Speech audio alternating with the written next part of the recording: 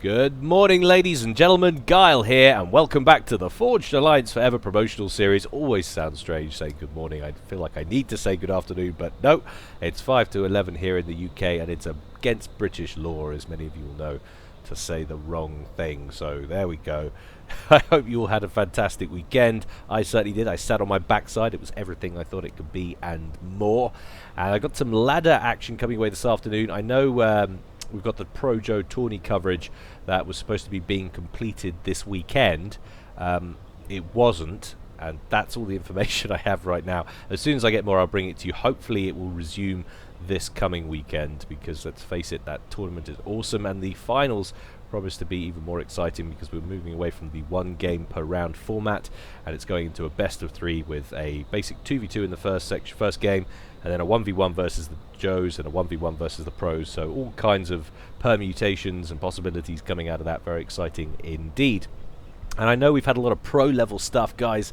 You Joes probably feeling a little bit left out. I do have a couple of good Joe replays I'm sitting on in the bank. I do want to bring you some of that soon, but the problem is we just had so much high quality play coming in of late that I've been spoilt for choice, and it's always nice to showcase the best possible players often as possible. It's a great advert for the game, but you Joes mustn't be neglected, and I am appreciative how many T's in that? Appreciative of that, so I will be bringing you that soon. Anyway, on to today's game. As we've said, it's going to be a ladder match, pro level, and it's all going to go down on Twin Rivers. So let's go on over to the game zone and see how these guys are going to get on.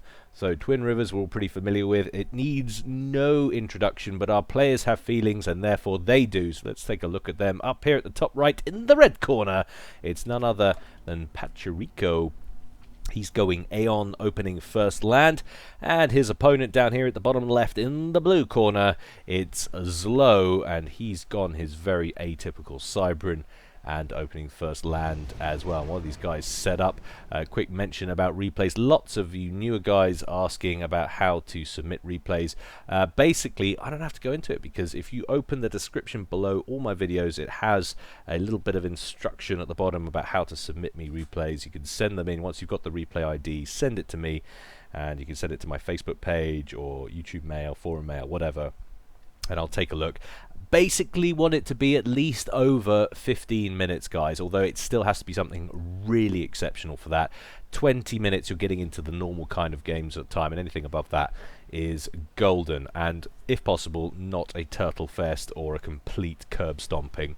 We like close matches, and we like lots of consistent action. They make the best casts. Anyway, play is starting to build here in the first 2 minutes of the game. We've got a spirit out for Pachuriko, immediately beelining over for the reclaim on his side of the field. Of course, you've got these 2 reclaim patches either side of the central reservation, but predicting this inevitable move, ZLO has sent out a Mantis. He wants to cover these 2 mexes and this reclaim from any potential engineers coming in to reclaim, and as we see, one has already been queued up there, has all of his instructions laid out before him. The question is, will he be successful? Although, in fact, that first Mantis looks like he's pressing on straight to the back, so ZLO on the bat here, going straight for denial of rear expansion, but he's going to get caught by a couple of Auroras. Nice bit of dodging there, survives the first couple of shots, but ultimately 2v1 was too much for him to deal with. A second Mantis coming in though, and this could be timed perfectly.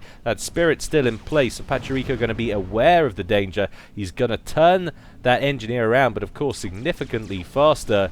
The Mantis gaining on that poor little Engie, but the relief of the land coming in to save his bacon, albeit for a fraction of a second. And there he goes. No more letters home to his girlfriend.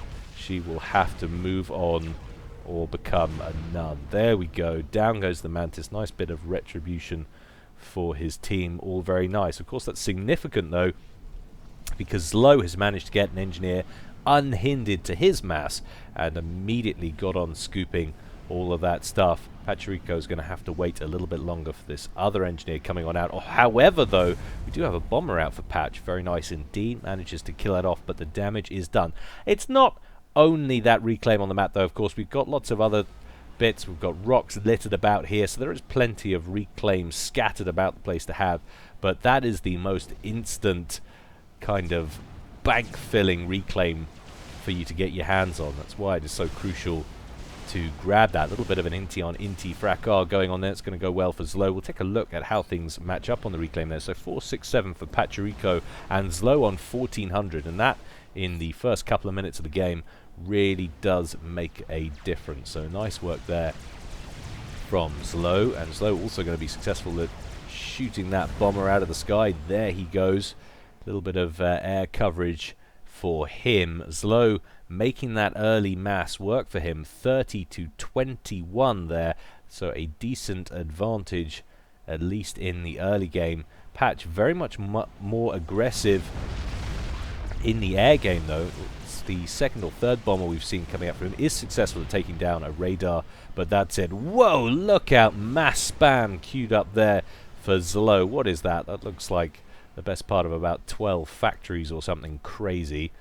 Well, he looks like he's pressing ahead with it, albeit for the moment. Pachuriko has moved his ACU out to the western approaches. He's picked up all 4 of those mexes. ZLO staying very much more central to his core base, albeit pushing out now towards the center. And the potential for a Mantis and Mole run by here from ZLO. Only problem for him though, of course, Pachuriko has his ACU in the vicinity. That will be an easy stop for him, assuming he's aware of the danger, which he's not at the moment. It looks like those 2 rear mexes could be in danger. Radar system going up just a snifter too late. That will not survive the impending assault, and most likely neither will the poor little engineer trying to put it together. There he goes, and I think those 2 mexes looking doomed as well. Aurora is sent out to deal with this threat in the far west, but not going to get there in time to save the mexes. Inti's out for ZLO as well, covering the middle, picking up a kill or 2. And we're starting to see some transports out from Pachuriko there. Chariot waiting for engineers. In fact, he's already done 1 airdrop to the bottom right-hand corner. So Patch making an early play here in the first 7 minutes for the first of the 2 side islands. He's going to be pretty well set up there. First land factory operational. Is he going to make a play for the second one? Yes, he is. Chariot laden with 2 or 3. It's hard to see while it's moving. Engineers on board. We could take a look. Not that it makes a great deal of difference. There you go. 2 engineers on board, and it looks like he's going to get there long before ZLO. ZLO seemingly no real interest for the moment in those side islands at all. He's going to stay much more central with his pressure, and for the most of it, looks like he potentially has a little bit more map control than Patch in the first 10 minutes here. He's got a large group of Mantis getting a little bit caught up on the cliff edge there. Engineer trying to erect some wall sections there for Patch to cut that off, and astonishingly somehow manages to survive that run by as the Mantis push on further in and immediately prioritize the Auroras and the Fervors. Quite a lot of them on the field. 2 other T1 mexes under pressure here potentially, but what's significant about this is despite that early reclaim advantage, Patch now a snifter ahead in eco and will be successful in saving and holding on to these 2 other T1 mexes. So he's going to hold on to that lead for just a moment at least. So Patch ecoing a little bit better than ZLO. The extra 3 mexes down here won't be hurting that chance at all. And another 3 for him to bag up here potentially, assuming ZLO doesn't mount an offensive in the next couple of minutes or so. Another Mantis push, this time in the west, going after those forward Auroras. Patch is up there though with his ACU, manages to get an Eruptor online. Question is, what's ZLO like with his intel? It's pretty good, and he's well aware there of the danger, so he's not going to press that attack. Going to lose all of those Mantis if he does. More build capacity. No, sorry, that is not. That is more Auroras being airlifted across the map now by that Chariot, and it looks like we've got a drop to the rear of ZLO's base coming in from Patch, who's being nice and alternative with his stratagems. It's always a great move on Twin Rivers. Land some units in the back. You know the majority of your opponent's units are all going to be up here. And literally very little up here except for eco and engineers. Just that one T1 land factory. In come the interceptors, but they are too late to stop the chariot. The chariot does die, but 5 Auroras make landfall. And indeed, Patch wasting no time, grabbing those 3 mexes in the top left, so extending his lead now. And of course, as soon as I say that, drops behind. Curse of the commentator kicks in, but he's definitely in the lead overall, bouncing between 81 and 69. It would seem that way, and he's having power issues, so that would be why. But as soon as he corrects those, he will have a modest mass lead. A little bit of pressure coming here from Patch as well. Auroras doesn't want to stray too close to that auto cannon though. That auto gun. And there it opens up. You can see the range on that. But very nice work actually from Patch. Judging that there wasn't the intel to keep him at bay. So as soon as the Mantis pulled back, the auto gun stopped firing. But we're up to T2 now for ZLO, who hastily erects a Cerberus turret, and that will be enough to quench this attack. Mantis and all.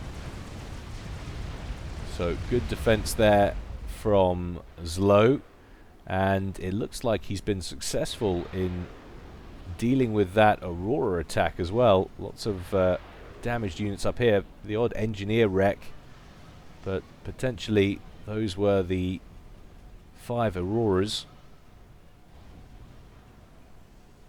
So good defensive work from him, managing to keep all of those mexes alive.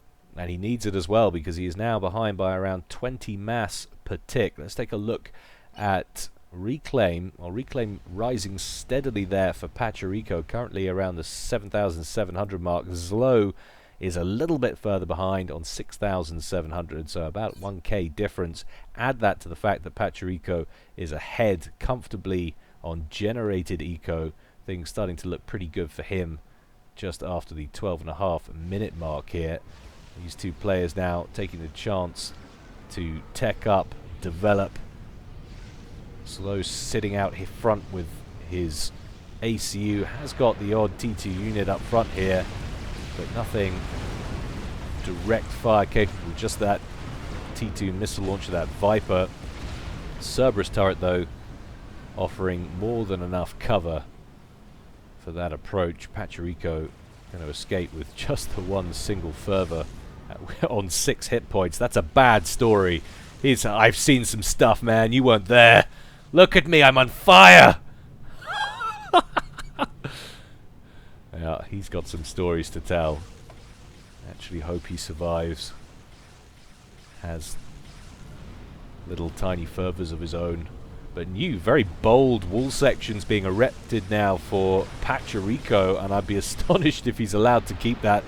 Mantis and Medusas pouring in from the left, surely going to put a halt to this very brave construction order here. In comes a T2 missile, or T2 mobile missile, and ends that. But look out, T3 already, so an astonishing jump in tech in the last couple of minutes. We seemingly moved into T3 for both of these guys in the space of about 3 minutes, but that is what Twin Rivers will do in a 1v1. There are so many mexes, you really can expand incredibly quickly. Very nice work indeed. So both these guys up to T3. We've got Trebuchets moving into the mix here from ZLO. We've got Harbingers moving out, and we've got another Harbinger in a transport, so we could have another drop coming in around the back. Indeed, that's where he's planning. He's not looking like he's currently going for the rear plateau. Instead, he's just going to drop it in the corner here, and that is likely to have significantly more luck on the ground than the last drop did. Harbingers much more effective, as you would expect, on the ground than, of course, a handful of Auroras. A lot of Cerberus turrets here, but they do dish out a woeful amount of damage. So Obsidians and Harbingers feeling like they can pressure this position. I think, yeah, probably not going to have enough. under mobile artillery fire as well. Down goes another Obsidian. 3 remain with 1 Harbinger. How's that transport doing? It's coming in down here. We've got Jesters dispatched to deal with it. Chariot takes a lot of fire but manages to drop its cargo safely. Shield goes up on the Harbinger, and now the only thing ZLO has to defend this bottom corner with is those Jesters. Where is Pachuriko's Air Force? Can he keep this Harbinger alive? Well, it's way back here. He's leaving it late if he intends to try, but another Harbinger has skirted through on that run by, and only a single reasonably badly damaged Cerberus turret remains up front. This is a very successful push here from Pachuriko, who's taken down 3 mechs already. There goes a 4th. Just 2 remain. I'm pretty sure those 2 were T2 as well, if I'm not mistaken. I could have been thinking about these back ones. Harbinger down into the red now. In come the interceptors. A fraction too late, though, to be of any real use. A consolation prize will be that he should be managed to kill these Jesters off, and for T1 units that's relatively expensive. That really won't bother ZLO at this stage, not on a map like Twin Rivers, not as they're, or he's approaching the 100 mass per tick mark on generated eco. But in comes ZLO with the ACU, overcharges 2 Harbingers, said, I've had enough of this, thank you very much, get the hell out of my house. And all that remains is a couple of Obsidians and a Fervor. He could try and chase those down, but he might struggle. ACU, of course, slower than just about every other unit on the game, which is a balance issue, of course. No point in making ACUs fast, otherwise you'd never catch the bloody things.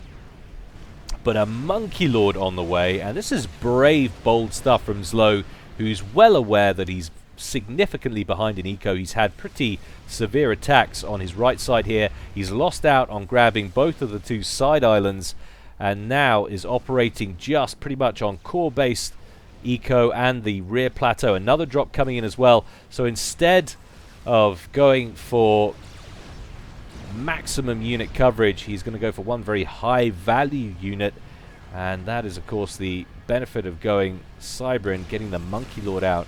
Cheapest of the direct fire experimentals, pretty much the cheapest experimental going, I think. I'd like to check that. But anyway, another drop, this time to the rear plateau, and this time the Harbinger is all by himself, and that is 1 T2 mechs down, 4 more in jeopardy, 5 potentially if he makes it all the way over here. Down goes the Hydro. That is a very cost-effective drop indeed. ZLO making good headway despite the pressure, though, on the construction of that Monkey Lord. 38,000 hit points and counting, well into the green. And what's interesting is, despite the constant stream of T2 and T3 units from Pachuriko, he's got very little on the field that I can see at first glance that's going to be able to stop that. He must have scouted it by now. I'm pretty sure I've seen T1 Inties fly over that area. We've got more coming in now, so he'll be well aware of the impending threat. And this is exactly what's going on here. This is a scouting party of Inties. No, it's not. It's coming out to deal with the lone Jester that's trying to tickle that Harbinger to death. No, I was right. It was a scouting party. He just doesn't care about that Harbinger. He perhaps changed his mind. But T3 bounces on the field. Could make life difficult for any air units there for Pachuriko. But that Monkey Lord is complete.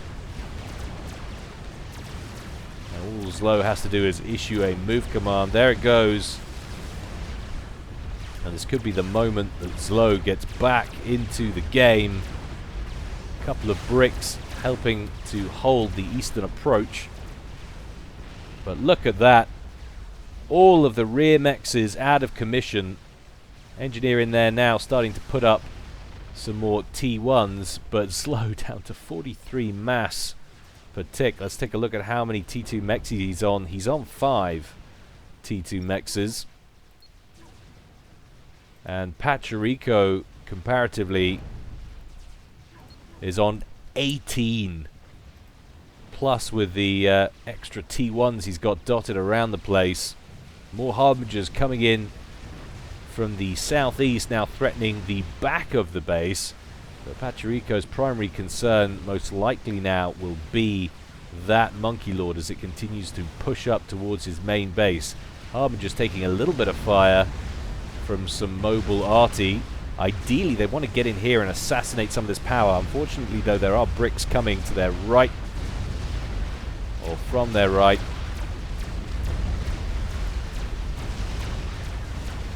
And those Harbingers get moving, perhaps a little later than they should have been. But Pachuriko will be mostly concerned about what's going on over here. An awful lot of build capacity now directed to construct point defense, but that's not going up very quickly. Mass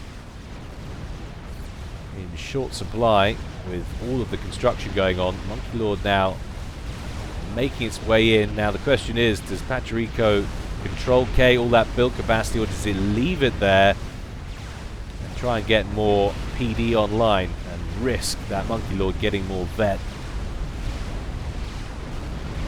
88 kills so far on that spider bot. Tasty, tasty family of engineers. Tastes like chicken. 127 kills right off the bat. Now power is going to be a problem for Pachuriko. This Monkey Lord is quite literally tearing himself a new one. Pachuriko is moving down here with his ACU, and that is a new upgrade. He didn't have that a minute ago. He must have just done that. That is the shield upgrade he's got on there. Let's have a look at what's on that commander, while the Monkey Lord continues to incinerate everything in space. So he's got the personal shield gen. He's also got the enhanced quantum disruptor. So one of the two gun upgrades, and is now bravely marching towards the Monkey Lord. Wants to pressure it with the AC. The problem is, though, Pachuriko just lost his entire power grid and now cannot fund the shield on his commander, and therefore would stand absolutely no chance against that spider bot. He has to run away and somehow re-establish his power grid, which he's trying to do over here. He's down to just 13 mass per tick. You can see he's paused all of the mass points everywhere. Has he got a handle on things? Not quite yet. He needs to complete that T2P gen ASAP. Monkey Lord moving up towards the rear plateau now. This is the most stunning counterattack from ZLO, who is going to buy himself incredible amounts of time with this, assuming that he doesn't emerge victorious right here. 196 kills and climbing on that spider bot now. Pachuriko trying to approach the monkey without letting it get a clear shot. Of course, if he shoots down that transport, that's game over. T1 P-Gens trying to assist. In comes an overcharge. And ZLO not moving towards it straight off the bat. He thinks he's noticed it now. It's going to be really close. This is incredibly ballsy play. He needs more overcharges. Pachuriko skirting in and out of the vision there of the Monkey Lord. ZLO attention presumably elsewhere. Finally, the laser is focused on Pachuriko's ACU. Now, as soon as that shield goes, he'll only have a couple of seconds to manage it, but he does. Ballsier than a pack of Maltesers. I love it. Pachuriko manages to finish off the Monkey Lord and stay in the game. That was really close. He had 29,000 hit points on the full shield, but only 13,200. When you think a Monkey Lord's laser does 4,000 DPS, you're looking at 3.5 seconds of time once that shield is depleted to kill the Monkey Lord before your game is over. But Pachuriko had no other option there. He manages to stay into it. He's got a small mantis-shaped problem now emerging in his main base.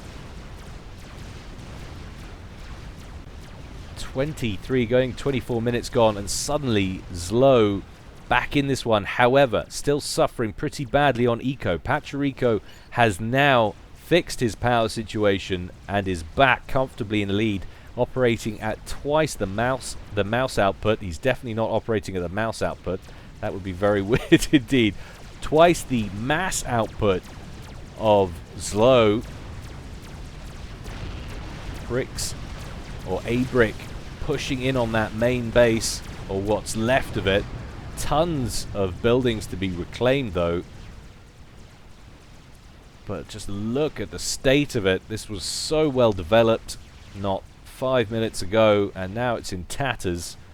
And we've got another experimental coming out from ZLO here, and it's a Soul Ripper this time. ZLO also getting an upgrade on his commander. My, what a turn of events. Pachuriko surviving by the narrowest of margins there after being pretty comfortably in the lead. And that is why Cyberins are just so dangerous in the mid-game. That early Monkey Lord, incredibly dangerous. That's astonishing that those Mantis can get round there. Slight mistake from Pachuriko with the build queue. Didn't quite take that far enough, which has caused himself some run-by issues, but I think it's fair to say hasn't had a colossal impact on this section of Pachuriko's base. Pachuriko going all out. Land Factory now wants to get that unit lead back. Soul Ripper at or approaching 20,000 hit points of 90,000.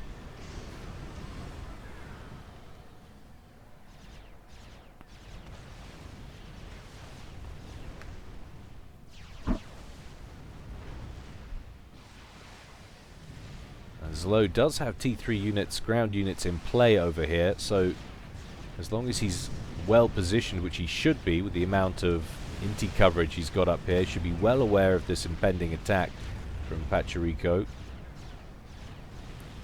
He should be okay to defend against this. Be actually surprised if this push has any kind of commitment from Pachuriko. Harbinger's up front, taking a little bit of trebuchet fire. ZLO, though, bringing his ACU in from the west. Overcharge should deal with this upstart. There he goes. A little too slow to catch the other two, though. And all the time, that Soul Ripper gaining HP up to 30,000 now. And that really could be significant. The question is, has it been scouted recently? And if so, what is Pachuriko going to do to try and counter it? Well, we're starting to produce some Redeemers now, T3 mobile anti-air, and that seems to be the sole purpose, or the sole build order of this factory. So he's certainly concerned about an air issue. Problem is, Twin Rivers, quite a broad area to cover. Soul Rippers, while slow for an air unit, in fact joint slowest with the Tsar, still can outrun the land units, of course.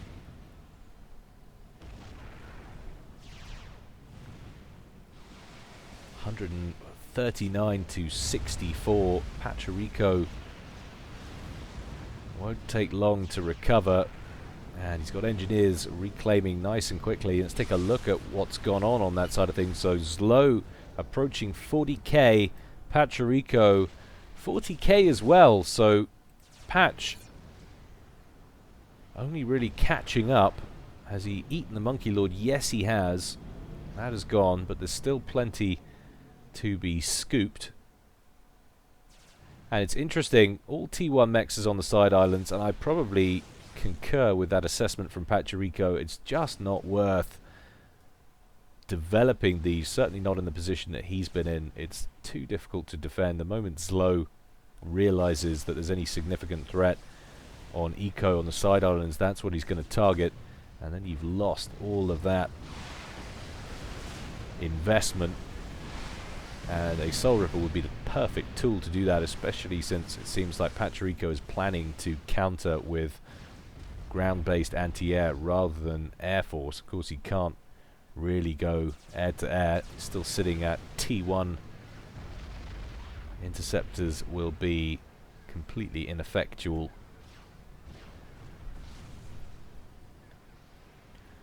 And look at this. How did that make it through? One lone Harbinger picking off those corner mexes once again. ZLO marching that way with his ACU. Pachuriko missing an opportunity to carry on and potentially wreak even more havoc. Juicers moving in now. Going to bombard that poor little Harb to death.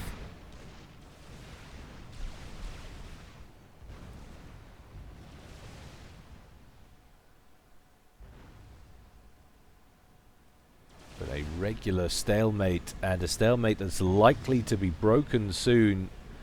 I mean, it really is astonishing how far ahead Pachuriko has been on economy, but as of the moment, unable to cripple ZLO, who has been just scratching away at experimental builds, you know, little by little, making one and then using it to maximum effect, certainly with that Monkey Lord, and now he's got an even more dangerous weapon on the field. If used correctly, the side islands could be gone, and potentially all of the fringe stuff threatened around here. He only has to skirt in the sides, kill off mexes, get back over the water again, and there's not going to be much these Redeemers could do. However, there are an awful lot of them. Pachuriko has been pumping them out pretty steadily. He's up to 22. But is it too little, too late? Soul Ripper complete now, moving on the front line of Pachuriko's base. And I love this as well. One wall section captured by ZLO. No doubt a lone engineer moving in for that one. If that wall was continued, ZLO would only have to self-destruct that to allow quick access for ground units. So that's nice work from him, although I don't think that's going to be a strategy he's going to use there. But there's a good tactic for you guys. You only got an engineer in the area and you want to breach an unguarded wall at some point. Just capture a wall or two, a couple of wall sections, and then control K them when you need to get your troops through. Very nice work indeed.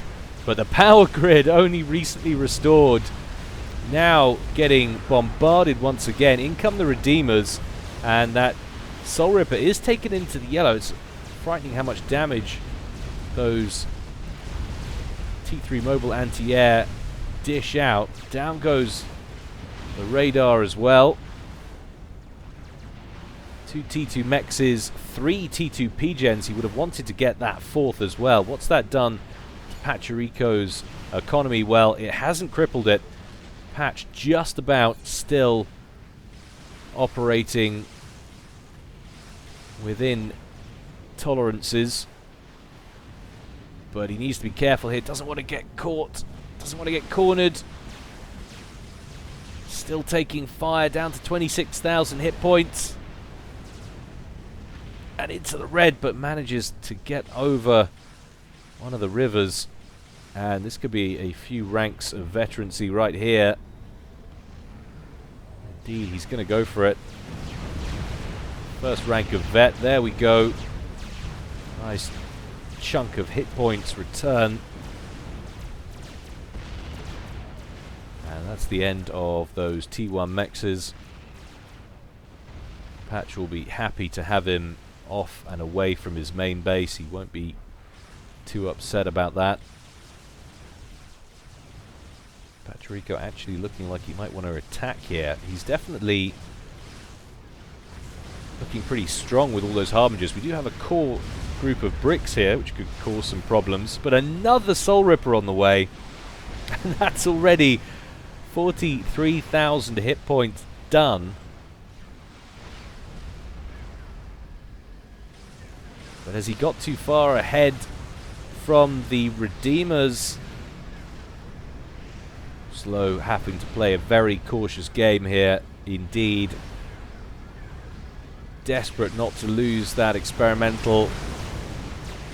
It's going to pick off some of the Harbingers on the edge.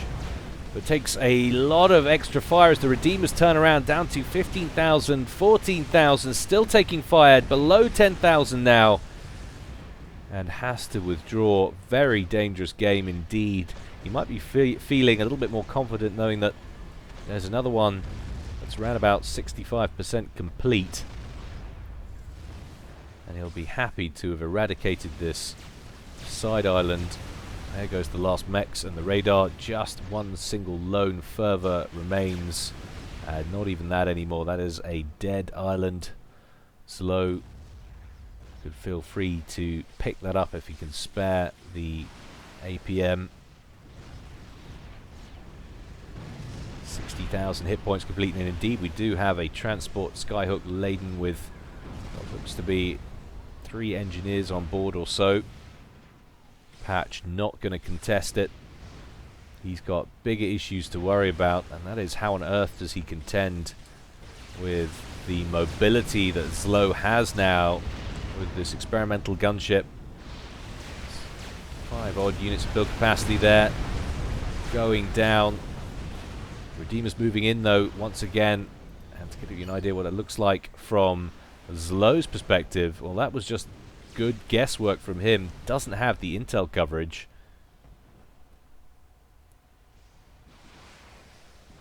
He is operating more or less blind in this whole area now. He's going to move on to the top left side island. 2 ranks of veterancy on that Soul Ripper, so plenty more hit points to return. Might get another one here. Not ready for the land, playing havoc with gunship's weapon systems. And there go another 3 mexes. Pachuriko, though, still so far ahead. 240 mass per tick, and I'm almost wondering, like, he's spending too much time ecoing and not enough time building weapons. He must be thinking T3 air, or maybe it's because he just doesn't have the power that he can't fathom trying to get T3 air yet to counter that Soul Ripper.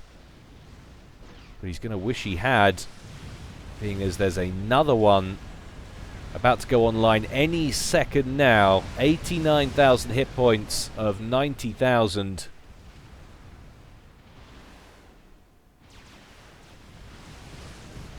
And once again, now the fringes of Pachuriko's base being harassed. Redeemers moving in, and they get there in time before any major destruction. But it's not enough to save the fringe buildings, and in fact, the Soul Ripper gets another rank of veterancy out of it. 160 kills on that bad boy so far. And the GC that Pachuriko was working on, now under pressure from the second Soul Ripper. Pachuriko must just be thinking, I cannot get a break here, this is unreal. Approaching 40 minutes in this one. We do have the odd Redeemer in the area, but really Patch needs a whole slew of them. And look at this. A Tsar under construction from Patch. That might be optimistic.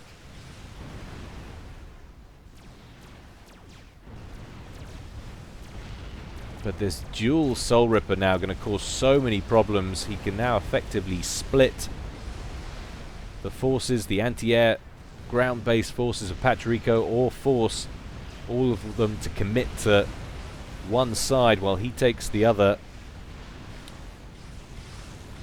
Of course, concentration is key here for ZLO, having to focus on 2 different areas of the map at the same time. ZLO has made landfall down here, setting up shop with some build capacity. There goes T2 mechs for Patch, and another one follows. And all of those engineers have been control K'd, in fact, for Patch, not wanting to give any free veterancy to this other Soul Ripper. 51 kills on him already, 177 on the first one to the left. What a strange game of SOPCOM this is, and another Soul Ripper has been started. This is outrageous. Of course, the problem is with that is all the time we're getting more and more Redeemers on the field. It will come to a time where this entire area is logged with them. Redeemer logged. and it will become completely impassable and mobile as well. So any ground forces from Pachuriko should be able to roll right over. That's assuming Pachuriko can extend the game by that length of time. He's slowly getting chomped on at the sides, but the mass differential is so huge.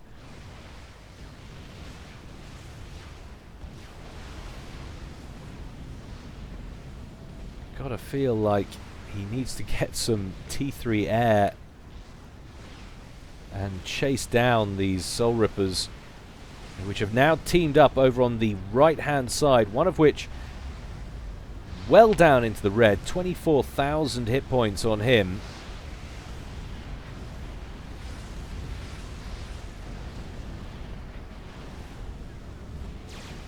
But that's a lot of damage that the two of them can dish out together.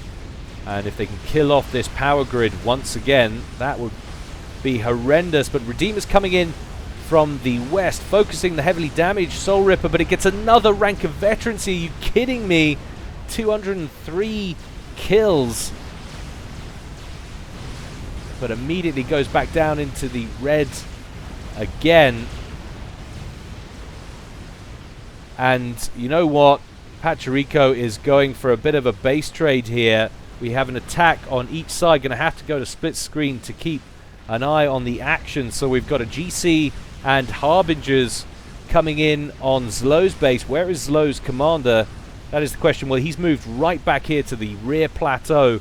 Pachuriko's main base is just getting pummeled by those two Soul Rippers, which are up on the rear plateau of his base now. All of those Redeemers heading to the back. This could be the moment that those Soul Rippers finally go down. 14,000 hit points on the most heavily damaged one.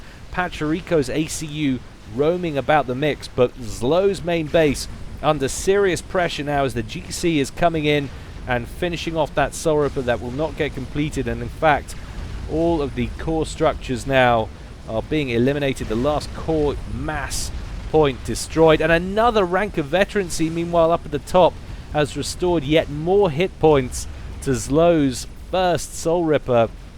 247 kills, and the two of them together are going to be able to kill off enough Redeemers to keep them both alive. This is unbelievable. Where is ZLO's ACU? Well, he's up on the rear guard, or the rear plateau. Rear guard air position if this was a multiplayer team game.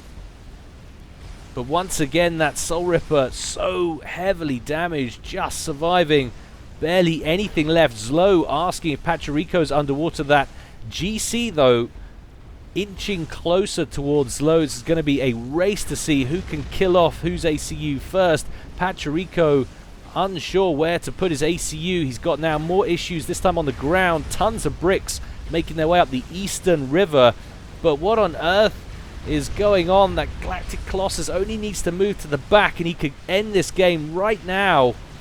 Pachuriko will be alerting, meanwhile, ZLO to the presence of his ACU. Where are the Soul Rippers? They're slightly further out to the west. And Patch just perhaps thinks, I've eliminated everything in ZLO's base. There is nothing left. ZLO down to 31 mass per tick. All I have to do is survive this attack, and I've done it. But I think that's perhaps the wrong approach. Redeemers, meanwhile, trying to kill off that second Soul Ripper. That first Soul Ripper on 2,000 hit points. The second on 8,000. There's a slither of health on both of them. ZLO's ACU is up at the back of the map now, building T1 PD.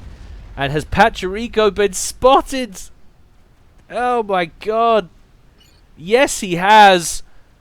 And he's got nothing to kill it. The Redeemers are up here. Pachuriko with all of the personal shield in the world. It won't be enough to save him. That is going to be the end of the game. 45 minutes and ZLO clinches it after being behind in a mass deficit of 2-1 for pretty much the entire game. That is unreal play.